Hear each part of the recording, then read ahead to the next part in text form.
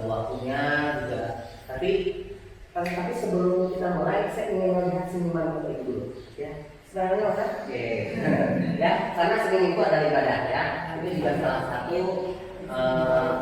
hal yang akan jadi tema dalam diseminasi kita hari ini, yaitu budaya positif. Ya. Kalau Bapak Ibu sih sebetulnya mau terangin lagi apa itu diseminasi, karena sebetulnya kan semasa-masa kuliah atau waktu waktu ada kegiatan pasti ada yang namanya diseminasi, ya. Oke.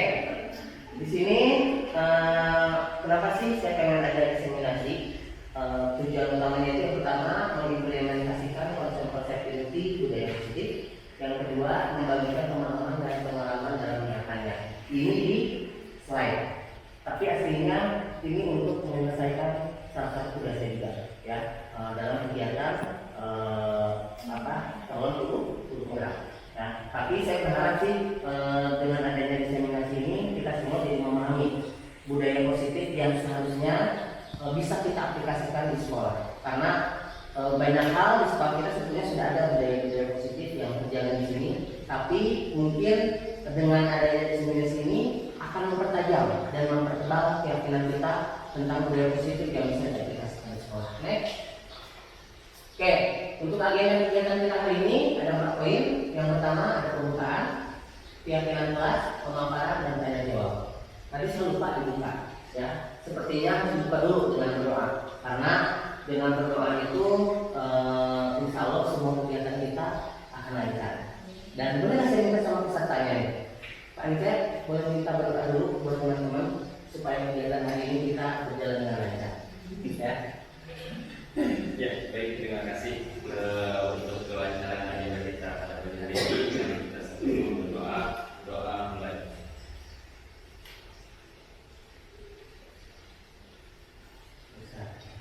Selesai. Terima kasih. Terima kasih banyak atas doanya. Baik, itu tadi sudah pembukaan, kita buka dengan doa supaya kegiatan hari ini kita bisa berjalan dengan lancar. Next, selanjutnya. Oke, di acara yang kedua kita ada keyakinan kelas, ya. Di keyakinan kelas ini ada poin-poin yang harus kita sepakati bersama.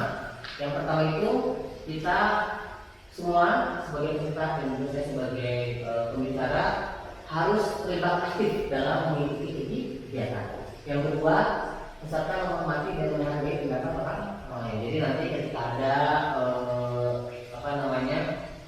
kita semacam SDK atau tanya jawab, itu saya harapkan saling menghargai pendapat masing-masing. Dan yang ketiga, peserta diperkenankan makan dan minum saat mengikuti kegiatan. Makanya saya sediakan selain untuk Bapak Ibu itu tidak untuk dilihat, tapi untuk dimakan, ya. Oke, next. Oke, nah, kalau budaya positif, apa sih budaya positif itu? Budaya positif itu adalah merupakan nilai keyakinan dan kebiasaan di sekolah yang berpihak pada siswa atau murid, agar murid dapat berkembang menjadi pribadi yang lebih kritis, berhormat, dan bertanggung jawab. Nah, sebetulnya ini sehari-hari yang seperti saya bilang di awal sudah kita aplikasikan, ya. Banyak hal yang sudah kita aplikasikan, tapi tujuan diseminasi ini kita harus mempertebal budaya positif yang ada di sekolah kita dengan diskusi. Dan mudah-mudahan dengan diskusi nanti yang ada dengan peserta ini, kita bisa jadi lebih paham bahwa sebetulnya apa yang kita bangun budaya positif di sekolah ini apakah sudah benar, ataukah perlu ada perbaikan, atau perlu ada peningkatan, atau perlu dipertebal, ya. Jadi mudah-mudahan nanti muncul keinginan-keinginan, perbaikan-perbaikan dari Bapak Ibu semua untuk mengembangkan budaya positif di sekolah. Next, oke. Ini konsepnya di materi-materi yang akan kita bahas hari ini. Yang pertama ada motivasi perilaku manusia, karena setiap insan di bumi ini pasti punya motivasi. Dan seperti Bapak Ibu datang ke diseminasi ini punya motivasi masing-masing. Saya yakin, ya. Mau motivasinya seperti apa?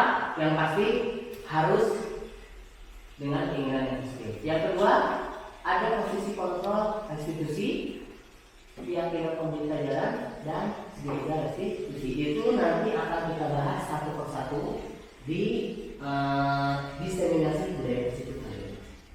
Oke, sebelum kita mulai bahas keempat materi tersebut kita akan ada SBQ terlebih dahulu untuk mempertajam pemahaman kita mengenai budaya musik.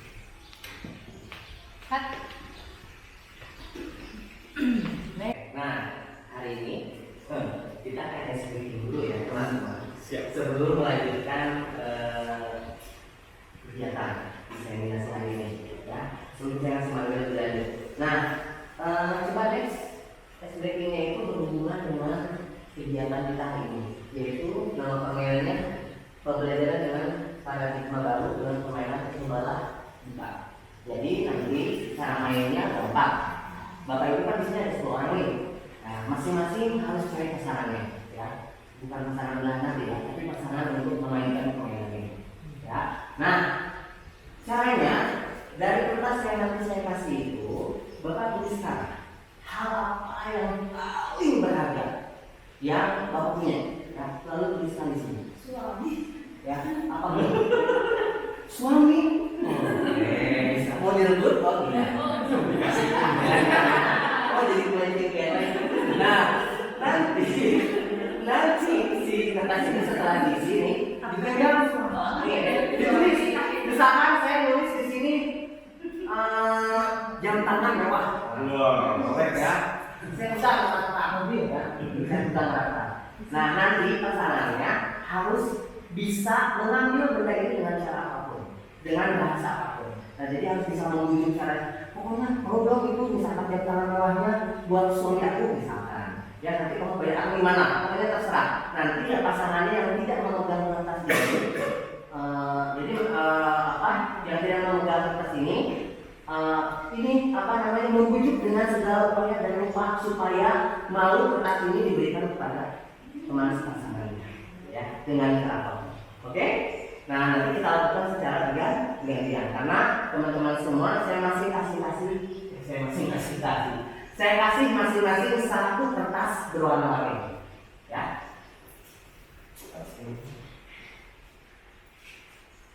Terima kasih. Budi, sini no. Beda apa tadi? Apa yang suami? Ada yang suami? Luar biasa. Oke. Mau bagian tapi bagiannya juga. Oke. Nanti SPP-nya kita mulai sebentar lagi ya. Oke. Kasih. Alhamdulillah. Kenapa mau kasih? Ya karena sesuatu yang berharga itu ada anjuran untuk diberikan. Memberikan yang terbaik itu kan luar biasa pahalanya. Dan saya yakin Pak Budi membutuhkan. Oke. Luar biasa. Kalau Pak Ali, Pak Budi? Kalau saya memberikan ke konsep karena cara beliau untuk membujuk untuk memberikan sesuatu yang berharga tapi dengan ada beberapa syarat yang harus di Apa syaratnya? Nah, syaratnya seperti yang tadi dia mengingatkan untuk bahwa ini betul ada gadingnya. Yakin, rasanya hati yakin.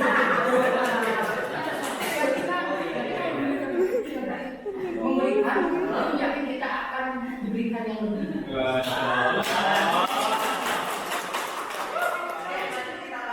Kenapa bisa terjadi seperti ini? Ya, dan itu berhubungan dengan budaya sendiri. Oke.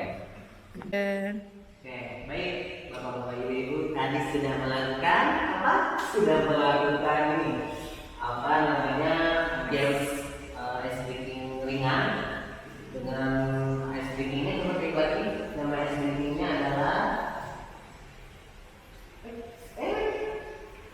ice breaking-nya adalah tadi permainan bola tukar ya.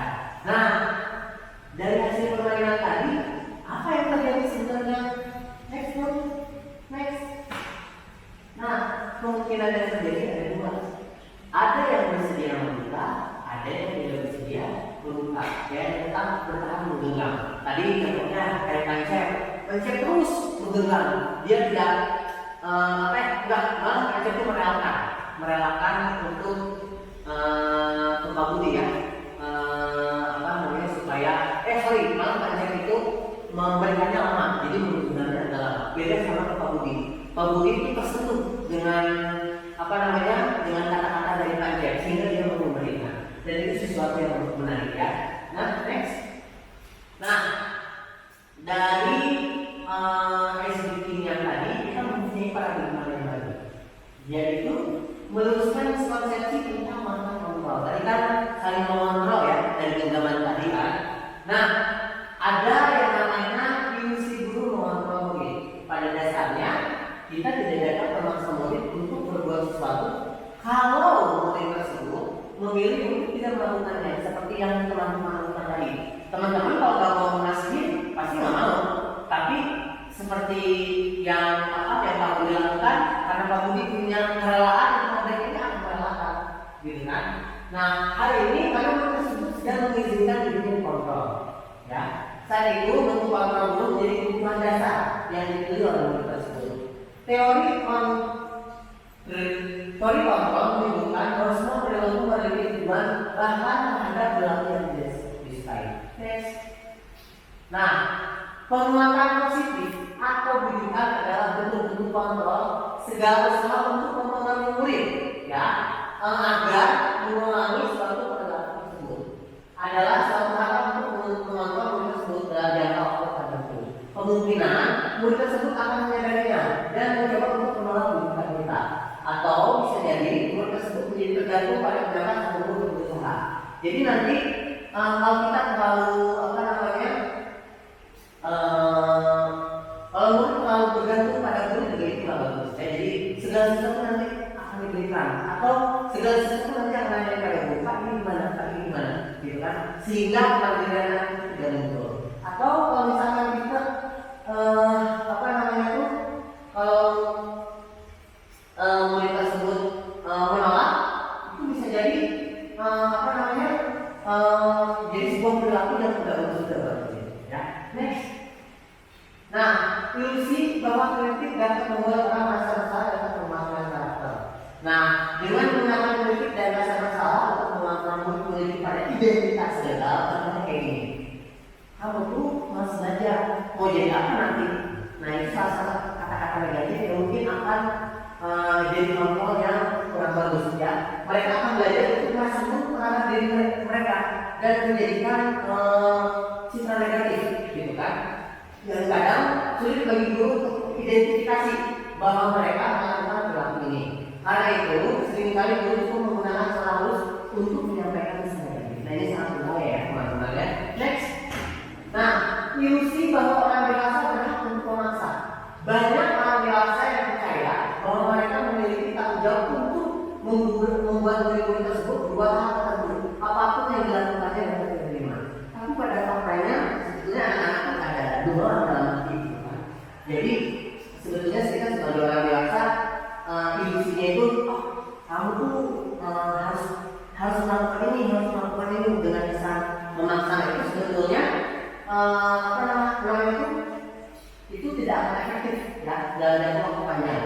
Dan kalau si anak tersebut ada terus-menerus dipaksa untuk melakukan hal yang tidak disukainya, maka akan timbul hubungan pemusuhan yang luar biasa antara guru dan murid nantinya, ya. Dan itu akan jadi membuat ketidaknyamanan bagi sang guru dan murid juga. Next.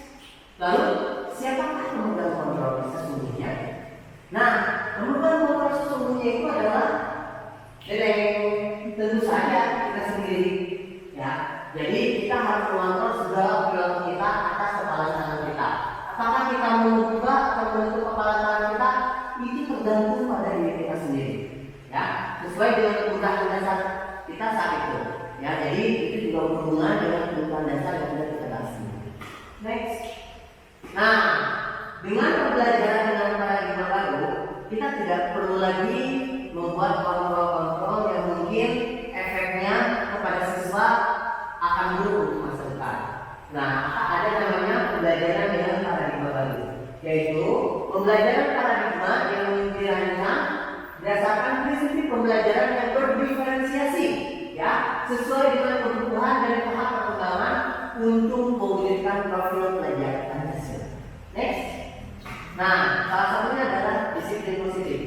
Yang pertama, cara berperilaku disiplin yang mengajarkan anak untuk bertanggung jawab, menumbuhkan kesadaran diri berdasarkan nilai-nilai yang diberikan. Yang kedua,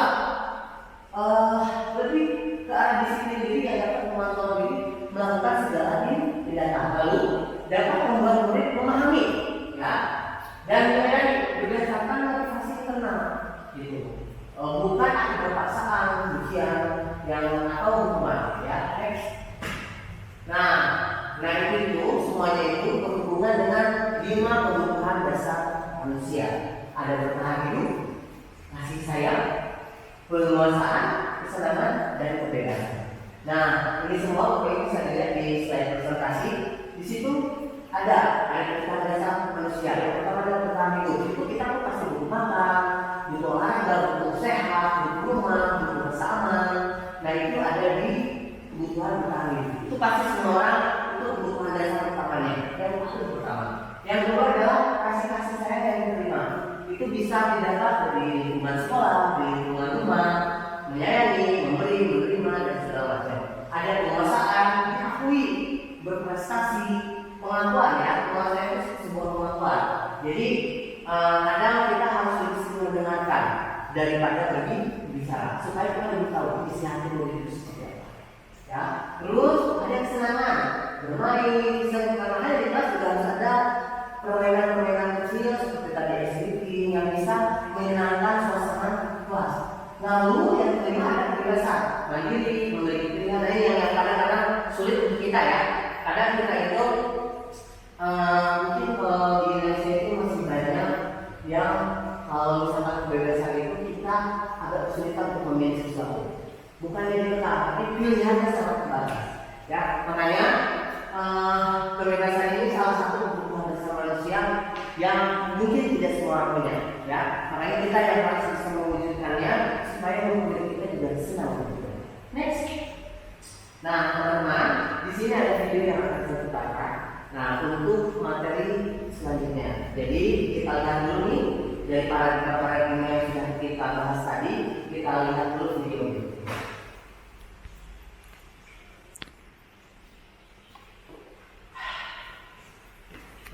Tadi pause lah ya? Hah? Namun udah merah tapi tadi pause. Pause? Enggak, udah, cut aja langsung.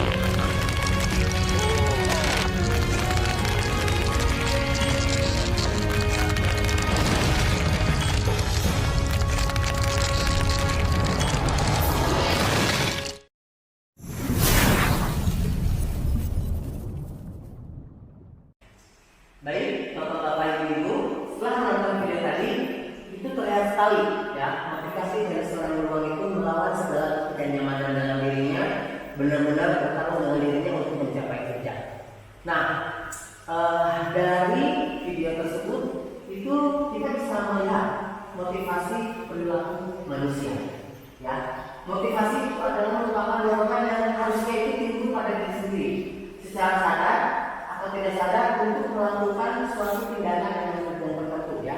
Kayak tadi sebelum tadi dengan tujuan untuk mencapai puncak gunung es. Nah, faktor ekstrinsiknya itu biasanya nih sisa-sisa kita itu kalau misalnya ada motivasinya itu salah satunya menghindari ketidaknyamanan dan rumah. Jadi peserta ini melakukan disiplin diri karena dia takut hukum. Nah, ini motivasi yang harus sedikit kita rubah nantinya ke depannya. Yang kedua, menghargai nilai kebaikan diri sendiri. Peserta didik melakukan disiplin diri karena sadar akan nilai kebaikan pada dirinya sendiri. Nah, ini sebetulnya yang terbaik ya, dibandingkan dengan menghindari ketidaknyamanan hukuman atau mendapatkan imbalan atau penghargaan. Jadi motivasi itu sekali lagi harus berdasarkan dorongan yang timbul pada diri sendiri, bukan karena menghindari ketidaknyamanan ataupun ingin mendapatkan imbalan atau penghargaan. Sehingga ketika dua hal tersebut tidak ada, mereka akan cenderung hilang motivasinya atau bahkan senang untuk melakukan. Next. Nah, hal-hal tersebut, motivasi tersebut akan muncul dari hal yang kita lakukan, yaitu lewat 5 posisi kontrol guru dan orang tua. Yang pertama ada penghukum, pembuat rasa bersalah sebagai teman, pemantau dan manajer. Oke, next. Nah, di sini ada contoh penerapan 5 posisi kontrol, ya, lewat pertanyaan, misalkan untuk penghukum. Nah, kamu memang sendiri silahkan berdiri di kelas. Nah, itu ada hukuman, ya. Terus ada membuat rasa bersalah, misalkan dengan bahasa-bahasa halus. Berapa kali ibu sudah mengingatkan, ibu kecewa dengan kamu. Nah, ini kan akan membuat sudah dengan kamu, ya. Terus yang ketiga teman. Ayo jangan ribut, buat bangga ya. Basic teman-teman kali ini kita harus semangat dan lagi gitu ya. Itu posisi sebagai teman. Next. Nah, ada posisi sebagai pemantau. Nah, di posisi pemantau itu biasanya setelah itu biasanya dari kontrak-kontrak yang sudah dibuat. Misalnya, kamu sudah menanti kontrak belajar di kelas pasti kan proses posisinya apa? Nah, itu posisinya pemantau. Nah, yang kelima tadi adalah manajer. Nah, manajer itu cenderung memberikan lagi kepada si siswa misalkan dengan pertanyaan, apa kamu tahu kesalahan kamu? Kenapa kamu melakukan itu? Jadi pertanyaan-pertanyaan seperti itu. Next. Oke, baiklah teman-teman, itu tadi yang sudah kita bahas tentang apa? 5 kontrol. 5 posisi 5 kontrol. Posisi kontrol. Oke, 5 posisi kontrol. Nah, sekarang untuk penerapan 5 posisi kontrol itu yang paling ideal adalah sebagai seorang manajer. Nah, sebagai seorang manajer ini dibutuhkan saya itu pernah melakukan simulasi dengan siswa-siswa saya untuk melakukan keyakinan kelas. Nah, sebelum saya membahas tentang keyakinan kelas, Bapak Ibu silakan melihat dulu videonya yang saya buat tentang keyakinan kelas.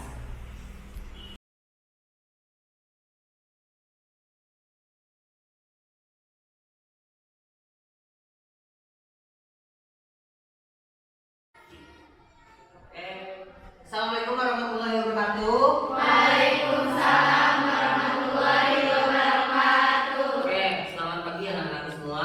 Pagi. Gimana kalian hari ini? Pagi. Oke, hari ini kita mulai pembelajaran yang baru ya, di semester 3 di kelas 11. Nah, seperti biasa, mulai kelas yang baru, kita sepertinya harus membuat sesuatu agar suasana kelas ini nyaman. Nah, salah satu yang akan kita lakukan adalah membuat keyakinan kelas. Ya, nah biasanya kan di sekolah itu suka ada aturan ya, bener nggak? Nah, biasanya aturan yang kalian tahu nih di sekolah aja secara umum ya, jangan di kelas. Secara umum harus ngapain aja kalau di sekolah? belajar pikir upacara. Upacara, terus apel, terus pakai sepatu hitam, terus Hah? Pakai siput, terus sholat duha, tadarus, apa lagi? Sekolah muslim banget ya. Oke, terus apa lagi? Literasi. Nah itu kegiatan-kegiatannya. Nah tadi Bang Len udah nyebutin aturan-aturannya. Pakai sepatu hitam, misalnya. Nah tapi di antara aturan tersebut, nih saya tuh harus menanamkan ke kalian. Itu membuat kalian nyaman atau tidak? Ya. Makanya di kelas itu supaya suasana pembelajarannya nyaman dan menyenangkan, selama kurang lebih 1 semester ke depan, saya ingin membuat keyakinan kelas dulu dari aturan-aturan atau keinginan-keinginan yang akan kalian buat sendiri. Misalkan gini, kan kalian itu kalau belajar kalian tenang, benar nggak? Nah, berarti sesama teman harus saling menghargai dong. Saya nanya, kalau belajar nih, terus teman kalian ribut, kalian seneng nggak? Berarti harus gimana kelasnya?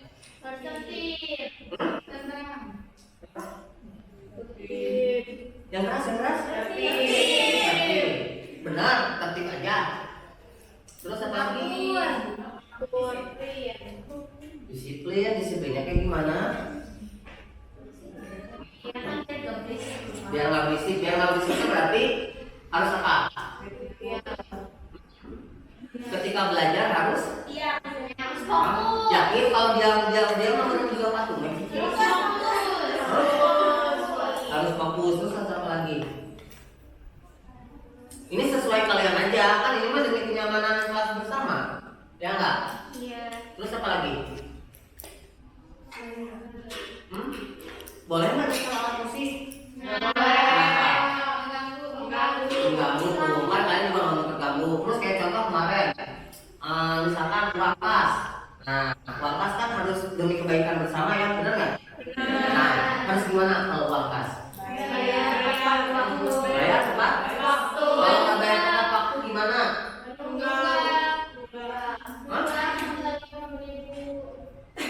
Menunggak, kalau menunggak gimana? Apa ya? Kepikiran. Ya. Oke, nah ini nanti kita bahas ya. Sekarang kita buat keyakinan kelas supaya suasana belajarnya itu kita tenang dan tentram. Ya, supaya nanti selama 1 semester ke depan kita bisa belajar dengan maksimal. Jadi apa saja harapan-harapan kalian untuk kelas ini supaya belajarnya menyenangkan, pertama membahagiakan, tuh, dan kalian juga merdeka belajarnya, ya. Tidak ada intervensi dari mana-mana, tapi memang yakin, memang belajar sesuai dengan hati nurani kalian sendiri. Nah, jadi saya minta tolong untuk menuliskan harapan-harapan kalian, ya, harapan-harapan kalian, bukan aturan ya, tapi harapan-harapan positif supaya pembelajaran selama 1 semester ke depan ini terjalin secara bahagia, maksimal, dan juga fokus, ya. Itu syaratnya. Jadi kalian boleh tuliskan keinginan harapan kalian di sini supaya kayak tadi katanya kata si Intan. Jangan ribut di depan kelas. Kalau belajar tadi kita ngomong pengen fokus belajar, belajar harus fokus gitu. Misalkan atau bisa juga kamu nulis jangan ada yang pasang alat musik kayak gitu. Terus tadi misalkan tentang wakas, bayar kas tepat waktu. Nah, kalian boleh tuliskan di sini. Nanti kita tempelkan di depan dan diskusikan. Ya. Oke? Siap untuk mengisi? Siap. Oke, kalau siap untuk mengisi, saya akan bagikan skenario.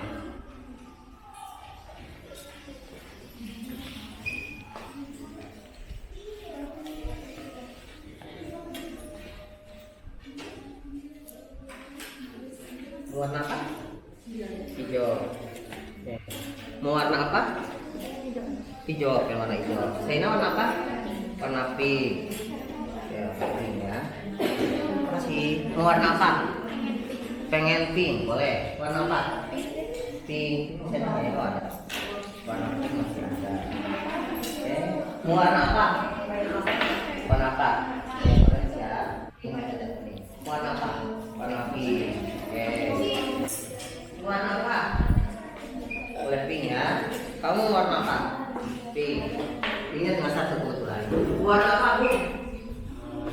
Hijau, boleh. Warna hijau. Warna apa, Raina? Pink. Pink mau tidak? Oke, warna pink. Kamu? Warna pink. Pink, warna pink. Oke, pinknya pakai F ya, indah banget. Kamu warna apa? Warna pink. Pink. Oke, kamu? Pink juga. Oke, pink. Ya. Oke, pink. Cuma satu lagi pinknya. Warna apa? Hijau. Oke. Ya. Tinggal ada dua warna lagi nih. Kuning. Oke. Warna apa nih? Warna hijau dan kuning? Hijau. Kamu warna apa? Hijau. Kamu mau warna apa? Tinggal kuning dan hijau? Hijau. Oke. Kamu? Hijau. Oke. Oke, thank you.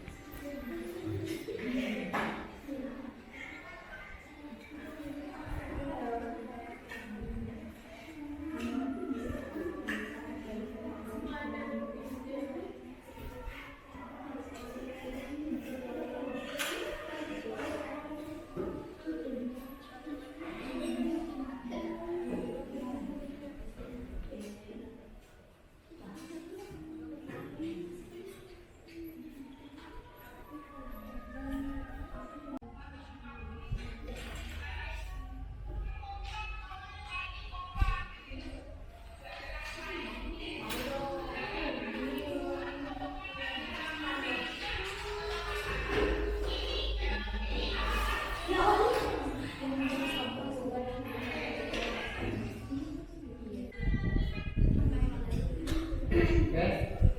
Sudah? Sudah.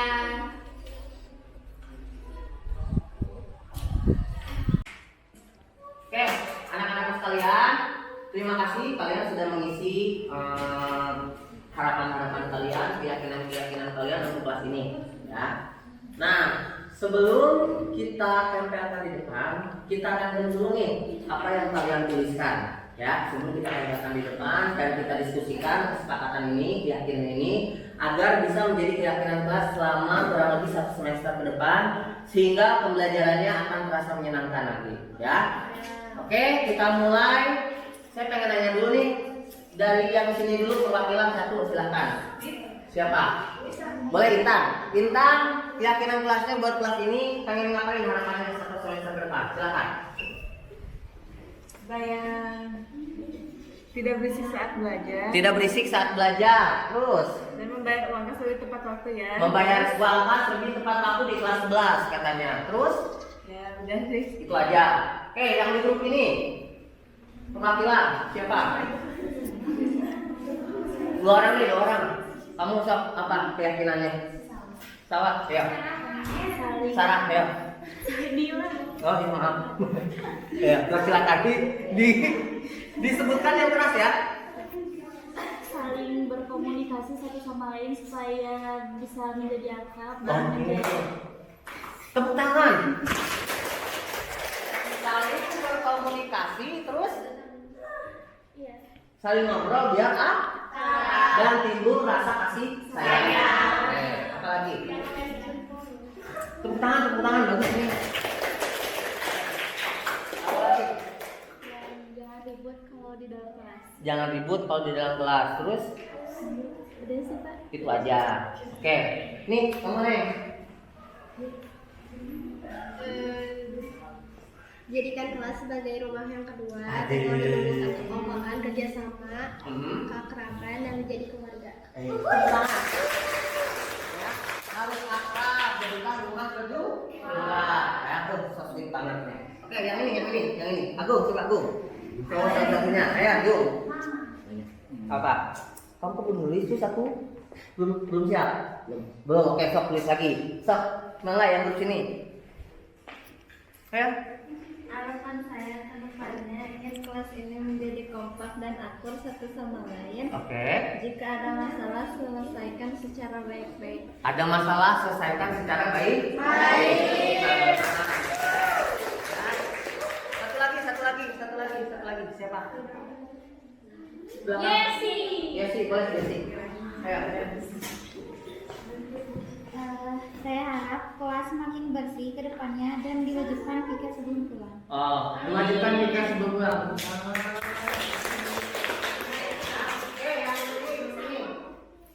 Gak apa-apa, anak kamu deh. Kan tadi sering banget emas adalah kunci katanya. Sok. Kedepannya makin akrab aja. Hah? Kedepannya makin akrab. Terus? Terus ya gitu. Oke, pengen suasana kelasnya akrab ya, supaya tidak canggung. Kamu? Pengen kelas bersih dan nyaman. Pengen kelas bersih dan nyaman. Kompakin lagi ya. Kompakin lagi. Oke, terima kasih ya. Itu tadi keinginan-keinginan kalian ya. Supaya apa sih intinya tadi sudah digambar apa aja. Nah, sekarang apa yang menjadi harapan-harapan kalian? Silahkan sampaikan di depan papan tulis ini. Oke, dimulai dari yang di sana. Silakan.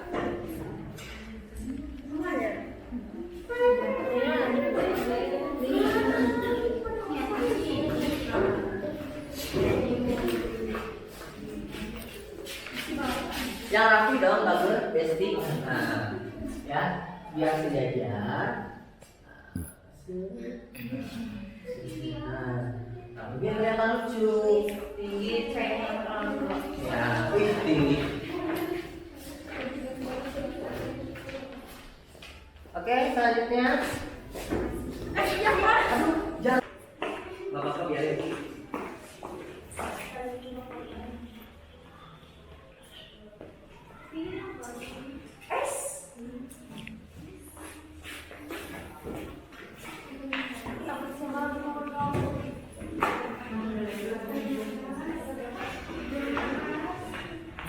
Yang lain? Ya, lanjut.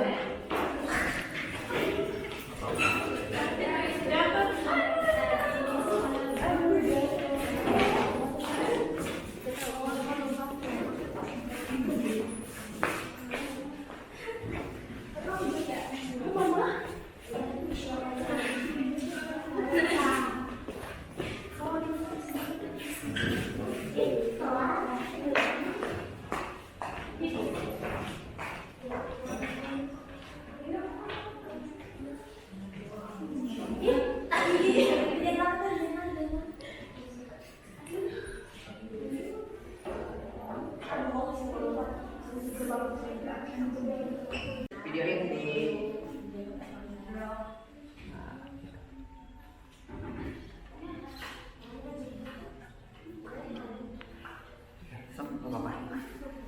udah belum? Oke, anak-anak sekalian, tadi kan kita sudah menuliskan ya bersama-sama apa yang menjadi harapan-harapan kalian supaya menjadi sebuah keyakinan kelas bersama dan kita bisa melaksanakan pembelajaran selama 6 bulan ke depan, 1 semester ke depan dengan baik dan menyenangkan, ya. Oke. Nah, tapi dari semua apa yang kalian inginkan ini, kita akan coba rangkum, ya. Coba Ibu Ketua kelas ke depan untuk menuliskan rangkuman dari teman-teman, ya. Oke, yang pertama, ya, yang pertama, teman-teman boleh dibantu supaya ini bisa dituliskan dengan baik. Yang sticky notes-nya kita copotin dulu. Sekretaris atau siapapun boleh tolong copotin dulu sticky notes-nya supaya nanti ini bisa dituliskan, ya. Tadi sudah difoto dan didokumentasikan kan? Sudah ya? Tadi dari sticky notes-nya. Oke, dari sticky notes-nya yang sudah dikumpulkan. Oke, silakan. Sticky notes-nya dikumpulkan. Ada perwakilan satu lagi buat membacakan dari sticky notes-nya, ya. Dan nanti kita tuliskan di papan tulis. Ya boleh. Boleh. Ini Noe silakan. Oke. Silakan Noe. Apa saja di situ? Sebelum dituliskan aja di depan ya. Yang keras di depan, disebutkan di depan. Oke. Kamu duduk dulu aja di situ, ya. Supaya nanti jangan kemana-mana dulu. Oke, silakan Noe disebutkan. Biar bisa dituliskan sama Saina. Saya harap kelas ini tidak berisik ketika Oke, pelajaran. disingkat aja, Saina tidak berisik.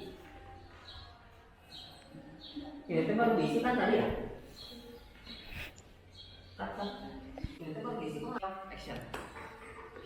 Oke anak-anak, tadi kalian kan sudah ngisi ya, sudah menulis di sticky notes. Tadi sticky notes-nya sudah ditempelkan dan kalian dokumentasikan juga. Cuman karena tadi sticky notes-nya lepas copot, mending kita copotin aja sekalian. Terus kita akan coba bacakan saja apa yang menjadi keyakinan kelas kita hari ini. Oke, Mai, boleh apa aja? Harapan saya ke depannya ingin kelas ini menjadi kompak dan akur satu sama Oke, tulis kompak dan akur tanpa perseteruan. Oke, Neng, bacain. Yang tadi sudah kamu copotin. Oke, random aja. Harapan saya piket harus dilaksanakan, kalau tidak diberi sanksi denda. Membuang sampah pada tempatnya, jangan di kolong bangku. Oke, Tidak tuh. acuh pada saat di kelas agar belajar nyaman. Oke, tuliskan. Oke, tuliskan lagi. Yang tadi apa lagi? Piket kelas, terus jaga kebersihan. Nomor 3-nya jaga kebersihan.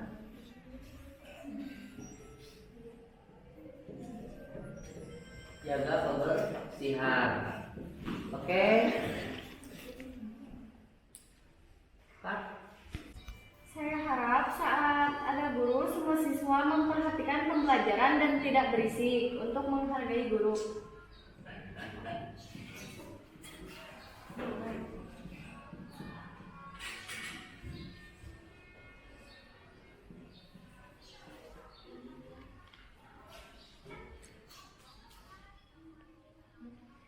Jangan menyetel musik keras-keras.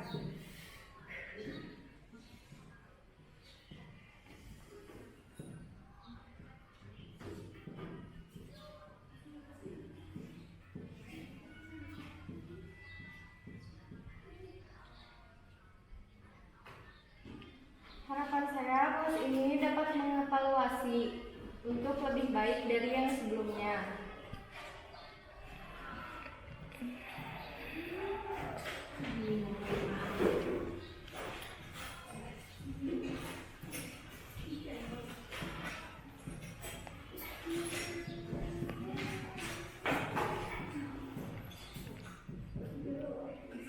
Udah Bapak, ini habis dong.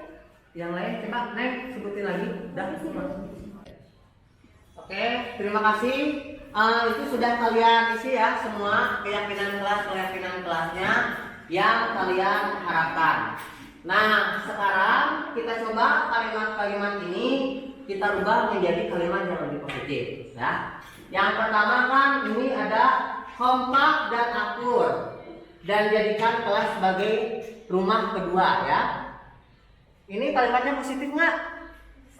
Positif ya. Terus yang kedua, piket dilaksanakan. Oke, bahasa yang lebih tepatnya apa? Melaksanakan kegiatan piket dengan menyenangkan ya. Kita coba ganti bahasanya. Melaksanakan kegiatan piket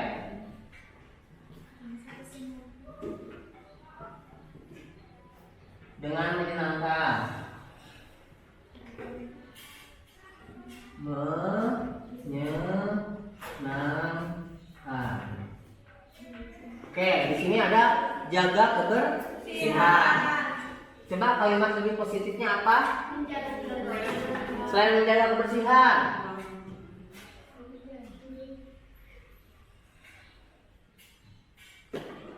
Membuat kelas bersih dan nyaman.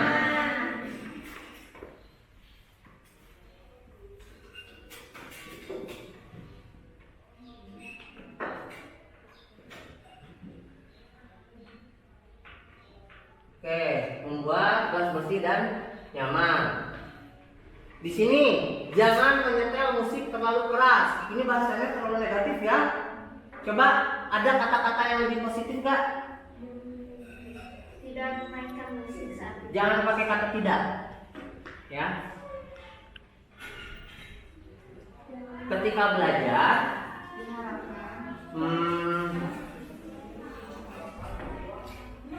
musik bisa jadi gini aja.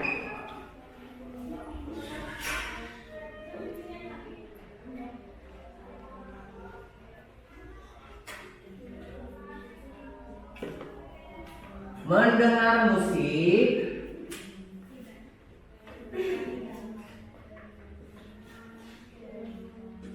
hanya pada jam istirahat, ya. Jam istirahat. Nah, jadi ketika itu bukan tidak boleh, kamu boleh mendengarkan musik, tapi hanya pada jam istirahat. Oke. Dapat mengevaluasi pelajaran. Ini tidak boleh tidur, kayaknya terlalu ini ya.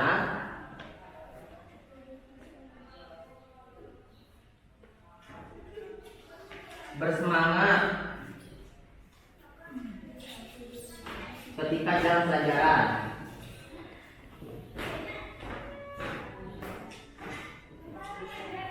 Tidur hanya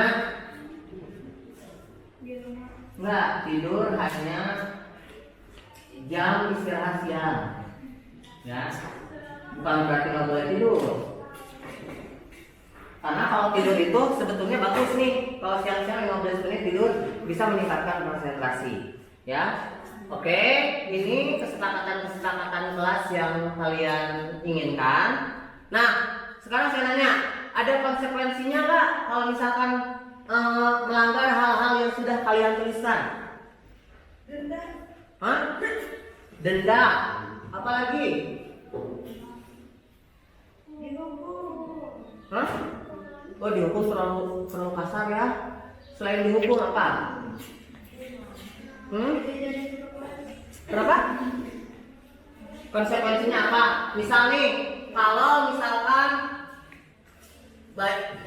bayar kasnya kan melewati tenggat yang diinginkan, ininya denda. Terus misalkan apa namanya, ketika kegiatan piket tidak dilaksanakan, konsekuensinya apa? Denda. Terus apa lagi selain denda? Mengganti Nggak boleh masuk kelas. tidak boleh masuk kelas. Terus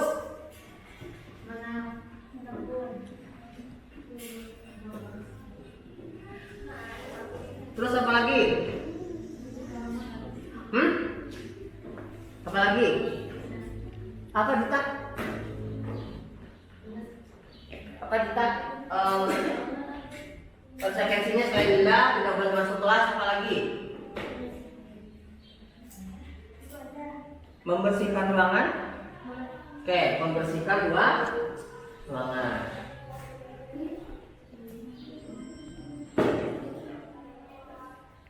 Oke, ini ya kira-kira konsekuensinya yang akan kalian dapatnya kalau tidak melaksanakan keyakinan kelas. Setuju semuanya? Setuju. Oke, angkat tangan yang setuju. Setuju, oke ya, karena kita semuanya sudah setuju. Ini kalian menjadi saksi semuanya, dan ini ditandatangani oleh ketua kelas, wakil ketua kelas, dan sekretaris. Silahkan tuliskan namanya di sini, disetujui oleh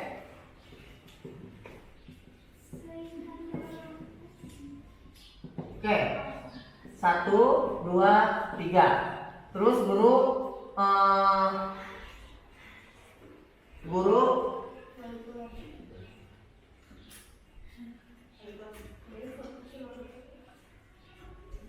juga menyetujui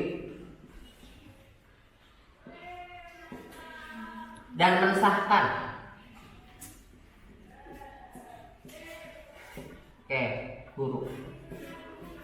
Oke, silakan perwakilan kelasnya untuk menandatangani kesepakatan dan keyakinan kelas ini supaya nanti 6 bulan ke depan kita bisa melaksanakan kegiatan pembelajaran dengan nyaman dan menyenangkan. Boleh Saina ditandatangani? Yang satu. Di atas nomor 1. Ditulis namanya Saina. Oke. Oke, yang lain. Wakilnya Raina, silakan ditandatangani.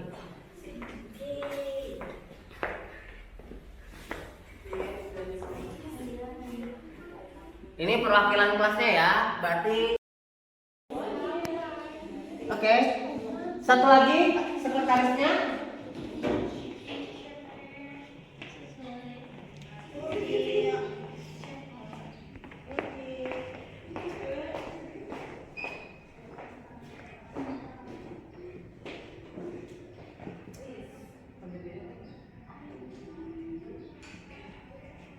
Oke.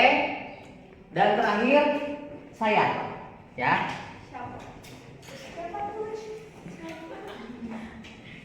Oke, sudah saya tanda tangan ini ya. Tepuk tangan semuanya. Oke. Setelah keyakinan kelas ini kita tuliskan, kita setujui, kita sepakati, boleh kalian semua memfoto keyakinan kelas ini lalu dibuat di Canva ya, di Canva dan diposting di grup WA-nya masing-masing. Silakan kalian boleh memfoto keyakinan kelas ini. Silakan difoto.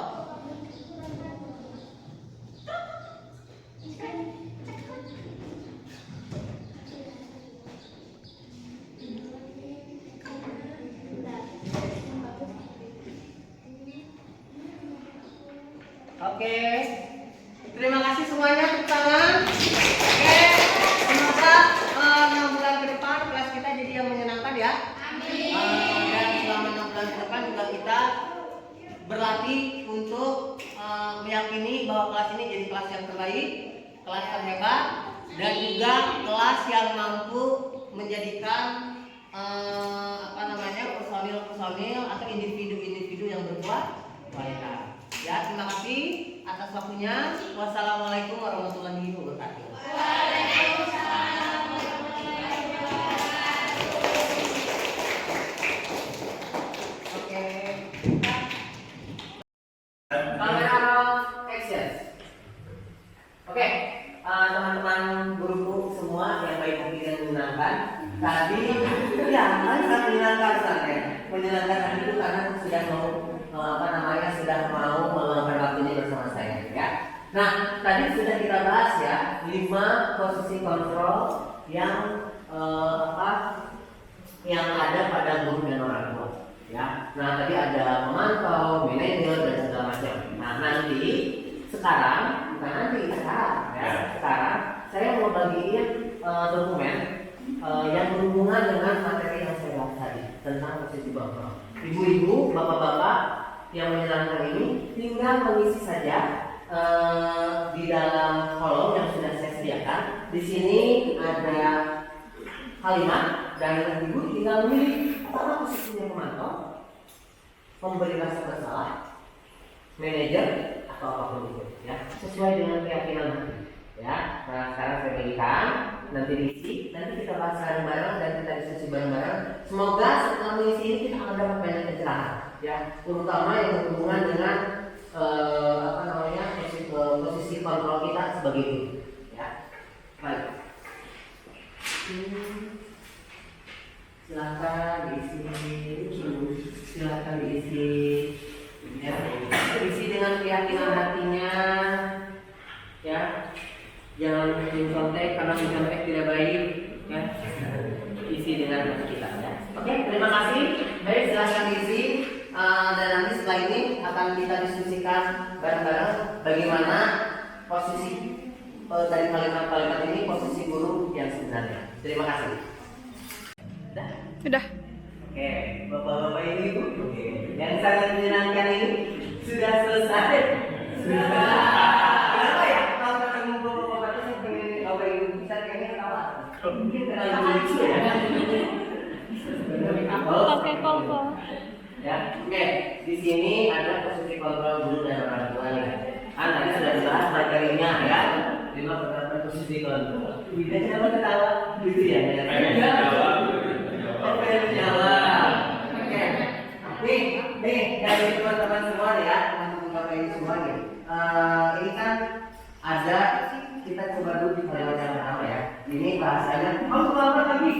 Kamu harus bertanggung jawab atas keterlambatanmu. Nah, itu masuk posisi kontrolnya kenapa? Kayak apa? Guru muda kita kayaknya suka ini. Ya kan, coba guru muda kan, boleh guru muda nih. Yang masih kinis. Oh, pengen jawab sudah gemes ya, pengen jawab apa? Bagaimana yang jadi yang pertama? Kenapa? Karena di situ ada tanda serunya, otomatis itu kayak marah gitu. Kamu tuh lambat lagi. Intonasinya juga kayak yang dulunya itu marah ke si murid. Oke, nah ada kemarahan di situ. Nah, tapi ada yang di highlight, apa itu yang di highlight? Harus bertanggung jawab. Kamu harus bertanggung jawab. Makanya di situ ditentukan sesuatunya adalah sebagai Nah, kita sampling lagi nih di kalimat yang ke-5.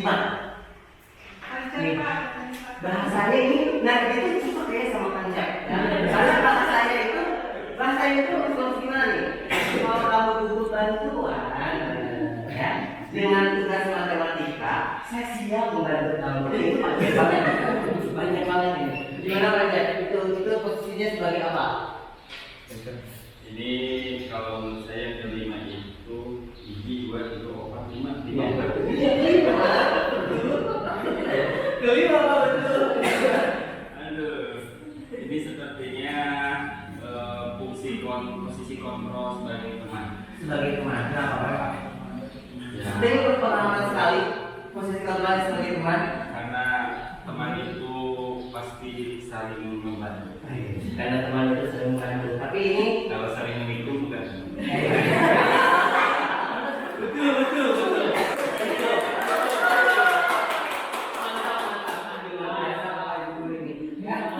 Nah, ini kalau boleh kita highlight ada bahasa kalau kamu butuh bantuan. Jadi ada bahasa persuasif yang seperti bahasa pertemanan. Ya karena kan kita kalau teman-teman, hey guys, butuh bantuan dong. Nah, jadi ada hal-hal gitu. Ya. Nah, ternyata apa yang semua memang bantuan luar biasa.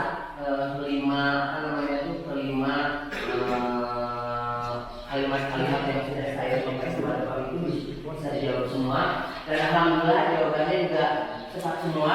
Ya, terima kasih. Ya, ternyata memang cukup memahami materi posisi kontrol ya, guru dan orang. Oke, baik. Selanjutnya akan kita lanjutkan ke materi yang tadi. Tadi kita sudah membahas tentang posisi kontrol kelas dan itu sangat berpengaruh terhadap yang dibaca. Keyakinan kelas. Ya. Nah, keyakinan kelas ini adalah salah satu disiplin positif yang bisa kita terapkan dalam membangun budaya positif di sekolah. Ya. Dengan adanya keyakinan kelas diharapkan dapat meningkatkan kedisiplinan murid, yakni disiplin muncul dari dalam diri, bukan paksaan dan bentuk prestasi. Karena kan biasanya di sekolah itu suka ada peraturan, ya. Dan itu kadang harus dipatuhi, siap dipatuhi. Kamu kalau melawan harus siap dihukum dan segala macam. Ya.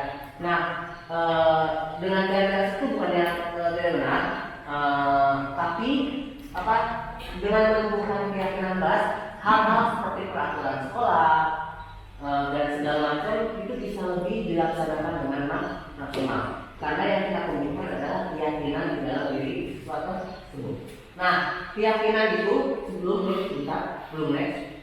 Oke, sebelum keyakinan itu bersifat abstrak daripada peraturan yang lebih rinci dan konkret. Ya, jadi ditumbuhkannya itu dari dalam hati. Ya, keyakinan jelas berupa pernyataan universal, pernyataan keyakinan jelas senantiasa dibuat dalam bentuk positif. Next. Oke. Nah, peraturan ada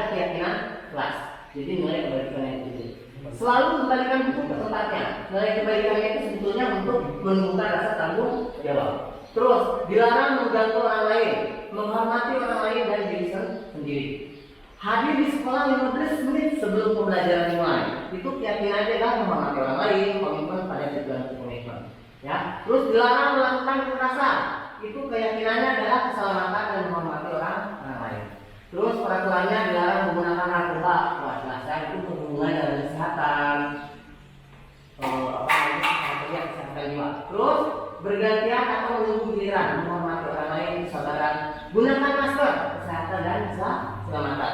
Terus jangan lari di kelas itu keselamatan dan keamanan. Ya, next. Nah, perbedaan hukuman dan sanksi atau konsekuensi. Nah, kadang-kadang kan dalam peraturan itu suka ada hukuman ya. Nah, tapi ada juga yang namanya sanksi atau konsekuensi. Nah, perbedaannya itu bisa dilihat di sini. Kalau hukuman adalah sesuatu yang menyakitkan yang harus terjadi dan itu biasanya akan menimbulkan trauma. Ya. Kalau sanksi sesuatu yang harus terjadi karena bagaimanapun itu harus diterima karena konsekuensi yang telah dilakukan. Next, membuat anak sakit fisik maupun hati. Ini tuh kalau hukuman itu yang kedua bisa membuat anak sakit hati fisik untuk jangka yang lama. Kalau sanksi konsekuensi membuat anak merasa tidak nyaman dalam waktu jangka pendek, itu aja. Misalkan kan ketika misalkan dihukum, kamu terlambat lari 10 putaran, gitu kan. Tapi kalau ada pertanyaannya, kamu kenapa terlambat dan segala macam, terus misalkan kamu tahu kan konsekuensinya dan segala macam, itu rasa tidak nyamannya tidak akan berlangsung lama. Terus anak membenci kedisiplinan. Bagaimana itu akan membuat anak membenci terhadap kedisiplinan? Sanksi, anak akan menghargai kedisiplinan. Hukuman itu berupa paksaan, sanksi atau konsekuensi itu berupa stimulus atau tanggapan. Hukuman mendorong anak menyakiti diri sendiri, sanksi mendorong anak agar mudah menyesuaikan diri. Hukuman konsep diri yang buruk, konsep diri yang baik, sanksi. Hukuman anak belajar untuk menyembunyikan kesalahan, sanksi anak belajar untuk mematuhi peraturan. Hukuman marah, rasa bersalah dan dipermalukan. Hukuman kebutuhan hak, ya, yang biasakan untuk sementara waktu. Oke, next.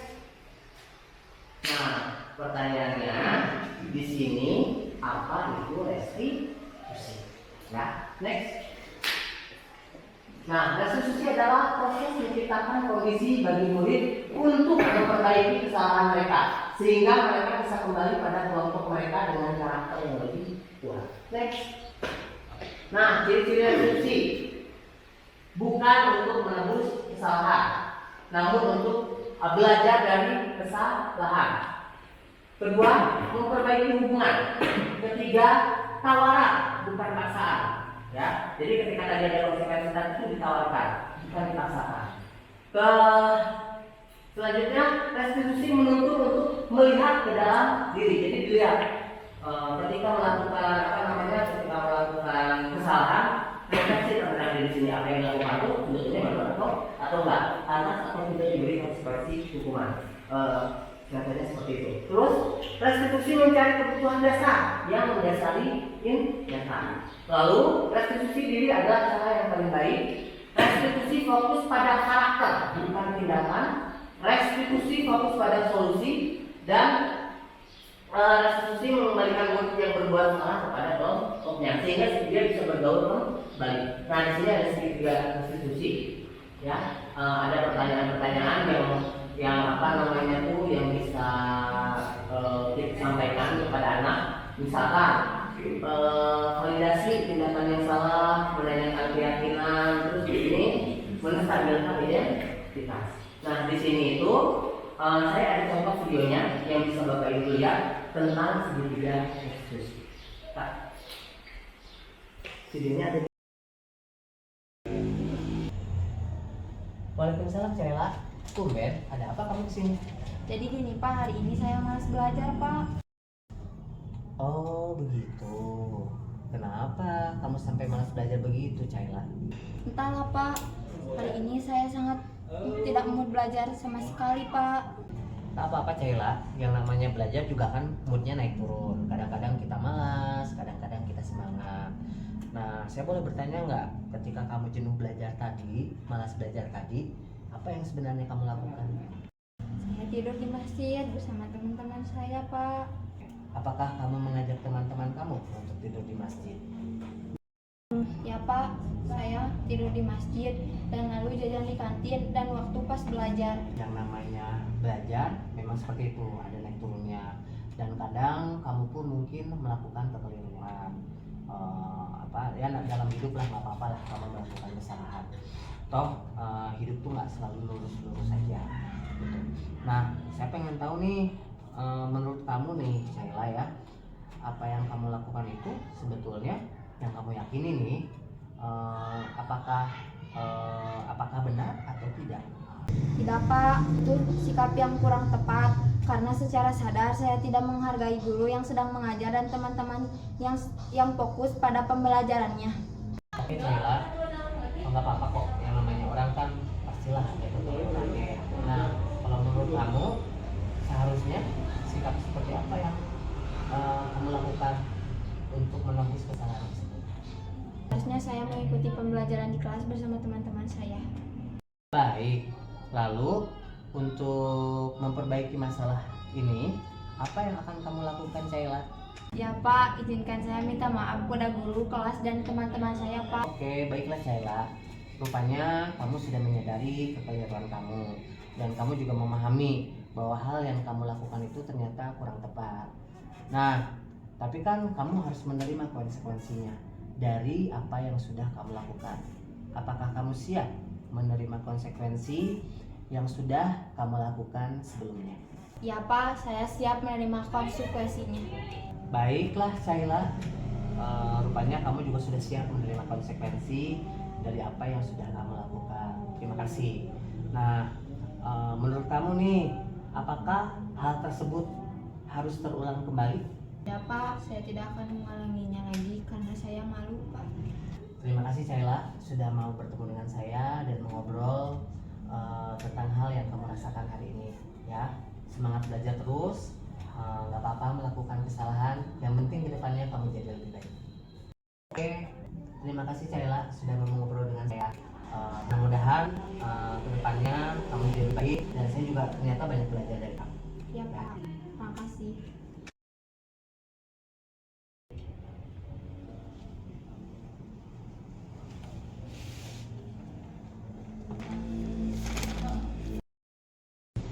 Assalamualaikum. Waalaikumsalam Dita. Selamat pagi. Kamu ada apa kesini? Pak, kebetulan saya sedang ada perlu dengan Bapak. Oke, kamu sedang ada masalah apa Dita? Saya dituduh mengambil uang teman saya, Pak. Hingga saya emosi. Saya memukul teman saya sendiri pakai buku, Pak. Oke, seperti itu. Dan menurut yang kamu yakini, kamu puas sudah melakukan hal seperti itu? Tidak. Tidak, Pak.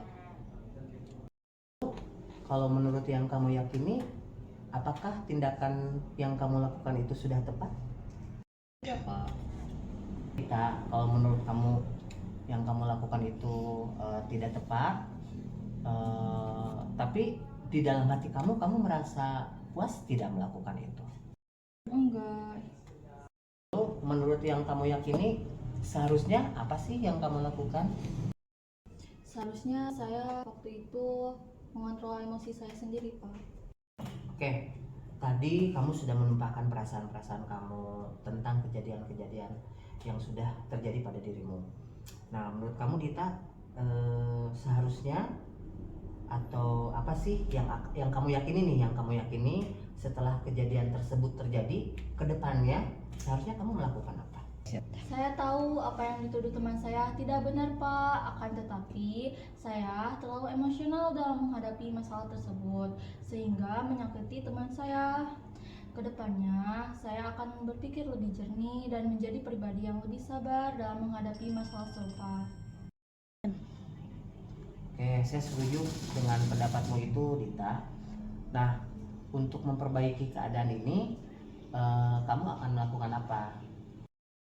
Saya akan meminta maaf, Pak, kepada Sally dan saya akan meminta kepada dia untuk tidak menuduh saya tanpa adanya bukti yang jelas. Baiklah Dita, sepertinya kita sudah mulai menemukan titik yang terang ya untuk menyelesaikan permasalahan ini. Sepertinya ada baiknya kita panggil Sherly juga supaya memperjelas situasinya dan permasalahan antara Dita dan Sherly bisa diselesaikan dengan baik. Baik Pak, terima kasih. Udah. Oke, bapak-bapak ibu, yang sangat menyenangkan ini sudah selesai. Kenapa ya? Kalau ketemu bapak-bapak itu saya pengen bapak ibu bisa kayaknya ketawa. Mungkin terlalu lucu ya. Pakai kontrol. Ya, oke. Di sini ada posisi kontrol guru dan orang tuanya. Tadi sudah dibahas materinya ya. 5 penerapan posisi kontrol. Tidak siapa ketawa, gitu ya? Oke, jawab. Oke. Nih dari teman-teman semua ya, teman-teman bapak ini semua nih.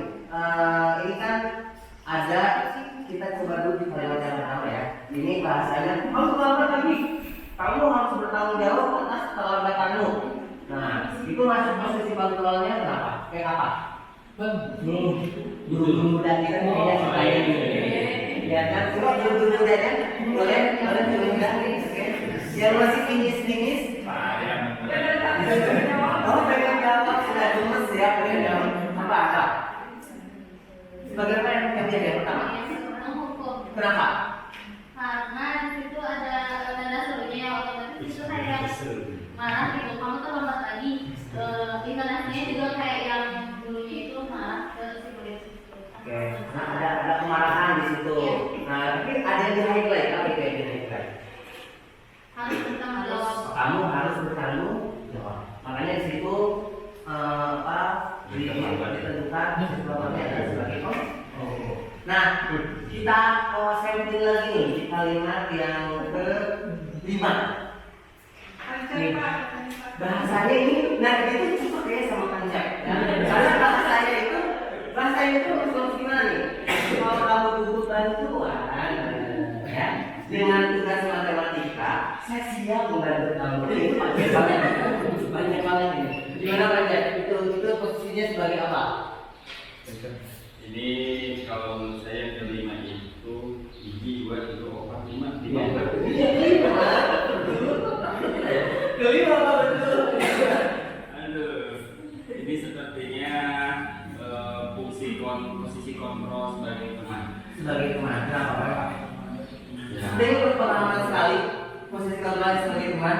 karena teman itu pasti saling membantu. Karena teman itu sering membantu. Tapi ini Kalau saling menikung bukan.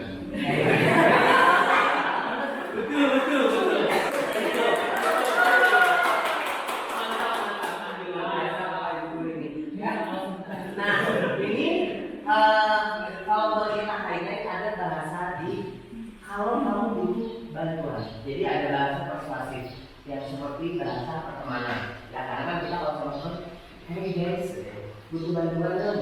Nah, jadi ada hal-hal gitu. Ya.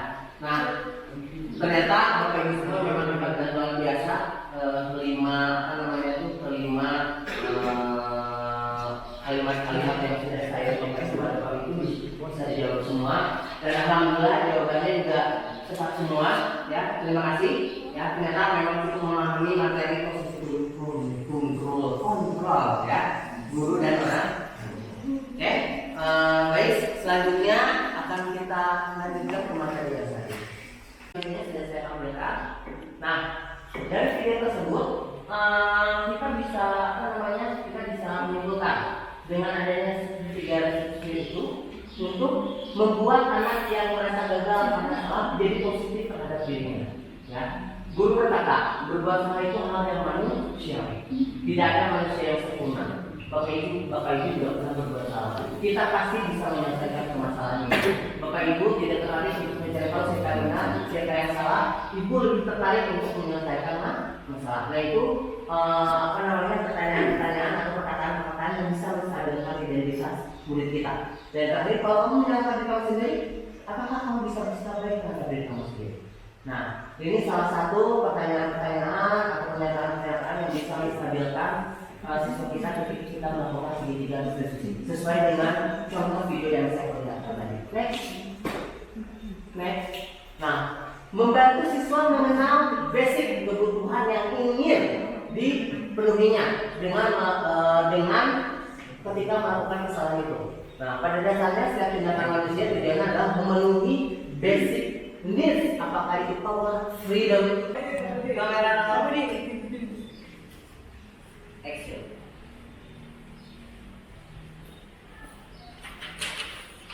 Oke, udah? Udah. Sudah. Terima kasih sudah video saya. Ya, terima kasih kameranya sudah jalan. Tadi agak sedikit ada trouble karena biasa karena apa namanya kalau kita video ini sampai berjam-jam itu ngeheng handphonenya ya. Tadi sedikit tidak. Oke, Bapak Ibu terima kasih. Tadi kita sudah membahas materi diseminasi tentang budaya positif. Alhamdulillah berjalan dengan lancar. Nah sebelum apa namanya kita menginjak ke yang selanjutnya, saya pengen ada pertanyaan dulu dari Bapak Ibu.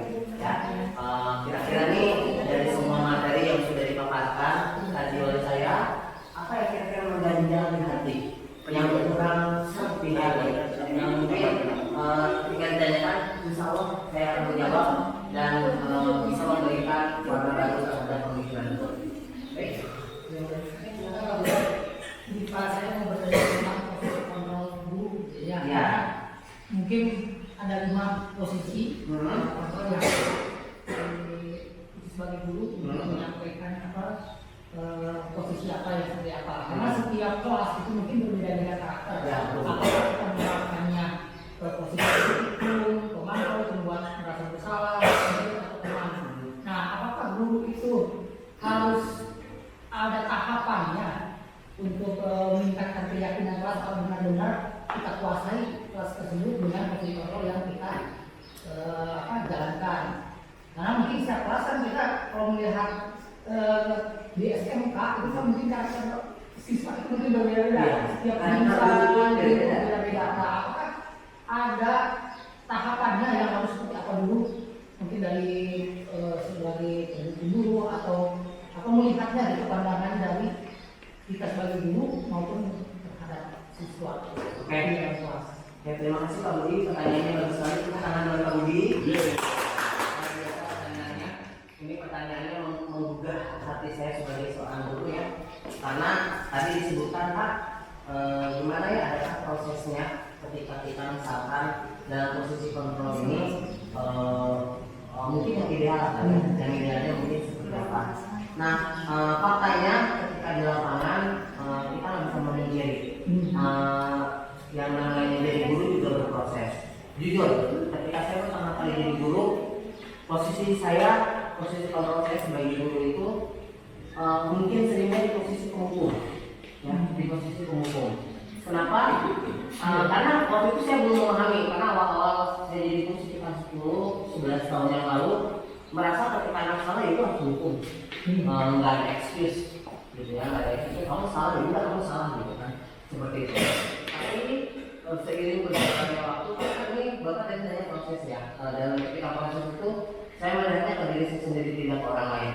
Dan ketika proses berjalan waktu saya bertemu dengan orang, bertemu dengan banyak guru-guru yang hebat, bertemu dengan banyak guru-guru yang luar biasa. Ternyata yang saya lakukan itu kurang tepat ya. Cuma kita berada di posisi penghukum itu ada rasa dendam anak terhadap kita, ya, ada rasa tidak nyaman terhadap kita, sehingga bukannya anak senang dengan pembelajaran kita, tapi dia ketika bertemu kita merasa makanya dia sama sekali mau dukung terus dan segala macam. Jadinya ada hal yang tidak nyaman pada anak. Nah, seiringnya berjalannya waktu bertemu dengan guru yang hebat, saya ikut kegiatan guru penggerak ini, saya mendapatkan banyak inspirasi ya. Terus saya juga berefleksi terhadap diri saya sendiri, oh ternyata dengan cara seperti itu kurang tepat gitu ya. Akhirnya saya banyak baca, saya banyak diskusi, ikut guru penggerak juga, menemukan sebenarnya oh ya ternyata anak ini sudah bisa dipaksa ya. Dan kita harus memposisikan diri kita itu sebagai seorang manajer. Jadi kita tidak mengontrol anak, tapi lebih banyak bertanya, berdiskusi, menanyakan keyakinannya apakah di pembelajaran ini kamu nyaman, apakah ketika melakukan praktik politik apa kesulitan kamu. Jadi kita banyak diskusi terhadap anak.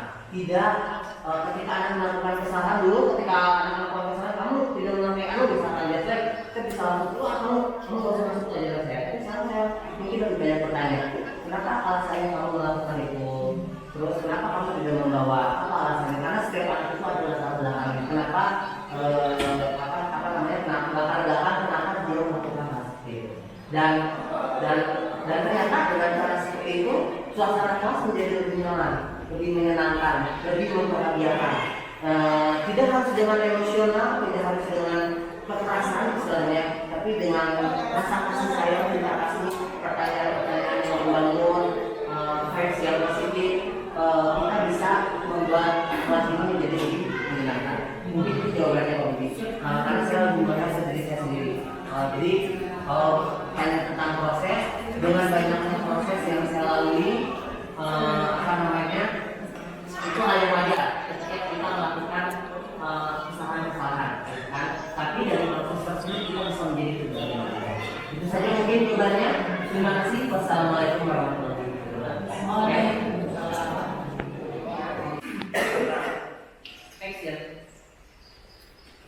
Oke, Bapak Ibu pembahasan yang menyenangkan ya, untuk tertawa ya Bapak Ibu ya. Tadi kita sudah membahas tanya jawab juga, ini seru banget tanya jawabnya ya. Nah, sekarang kita akan melakukan refleksi terhadap kegiatan yang sudah kita lakukan. Ya, saya berharap Bapak Ibu bisa menuliskan apa sih nanti rencananya budaya positif yang telah dan akan Bapak Ibu lakukan di kelas 1 sekolah. Ya, jadi dari hasil pemaparan saya tadi dan diskusi tanya jawab dengan sangat menyenangkan bersama Bapak Ibu, saya berharap Bapak Ibu bisa melakukan budaya-budaya positif tersebut di kelas atau di sekolah. Nah, tapi sebelum melakukan, ataupun yang sudah pernah melakukan, ditulis dulu nih di template sticky notes ya, berwarna-warni ini supaya apa? Supaya mengingat ya. Dengan tulisan itu supaya mengingat. Oh ya, saya nanti akan melakukan ini. Ya, baik, saya akan cobakan. Ya, tuliskan dengan keyakinan hati yang indah ya. Terima kasih. Terima kasih. Terima kasih.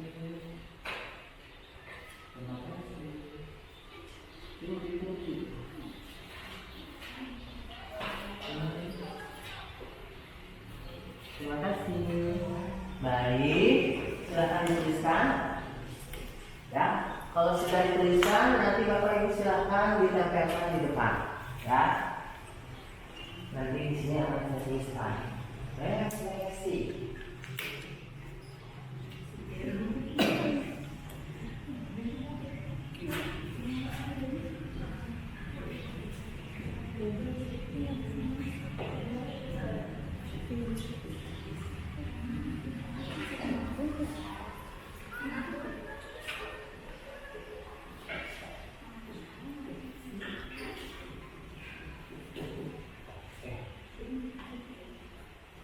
Ya, oke Bapak Ibu, kalau yang sudah silahkan ditempelkan di depan sebagai kenang-kenangan buat saya dan juga buat Bapak Ibu.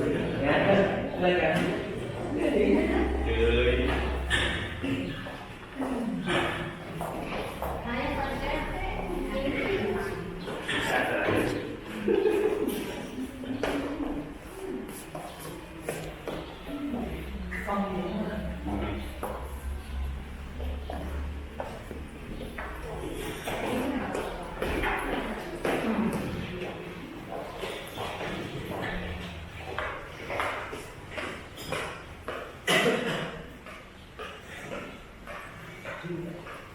Oke, terima kasih Bapak Ibu semuanya telah menuliskan budaya-budaya positif yang akan Ibu Bapak lakukan di kertas sticky notes tadi dan ditempelkan di sana. Ya, dan itu juga sekaligus Ibu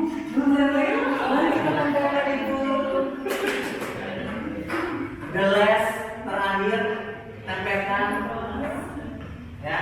Kalau izin ya. Di Zoom. Oke.